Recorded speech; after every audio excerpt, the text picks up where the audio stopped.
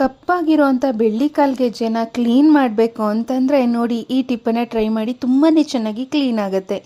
ಹೊಸದರಂತೆ ಪಳ ಪಳ ಅಂತ ಹೇಳಿ ಹೊಳೆಯುತ್ತೆ. ಒಂದು ಬಟ್ಲನ್ನು ತೊಗೊಂಡಿದ್ದೀನಿ. ಅದಕ್ಕೆ ಈ ರೀತಿ ಖಾಲಿಯಾಗಿರೋಂಥ ಮಾತ್ರೆ ಶೀಟ್ನ ಹಿಂದೆ ಇರುವಂಥ ಸಿಲ್ವರ್ ಪೇಪರನ್ನು ಹಾಕ್ಕೊಂಡಿದ್ದೀನಿ. ಆ ಥರ ಪೇಪರ್ ಇಲ್ಲ ಅಂತಂದರೆ ಈ ಥರ ಆದರೂ ಸಿಲ್ವರ್ ಪೇಪರ್ಗಳನ್ನು ಹಾಕ್ಕೊಳ್ಬಹುದು. ಅದ್ರ ಜೊತೆಗೆ ಒಂದು ಸ್ವಲ್ಪ ಅಡುಗೆ ಉಪ್ಪು, ಅಡುಗೆ ಸೋಡಾ, ವಿನೆಗರ್ ಮತ್ತು ಸ್ವಲ್ಪ ಬಿಸಿ ನೀರನ್ನು ಹಾಕಿ ನಂತರ ಕಪ್ಪಾಗಿರೋಂಥ ಕಾಲ್ಗೆಜ್ಜೆನ ಹಾಕಿ ಒಂದು ಅರ್ಧ ಗಂಟೆಗಳ ಕಾಲ ನೆನೆಯೋದಕ್ಕೆ ಅಂತೇಳಿ ಬಿಟ್ಬಿಡಬೇಕು.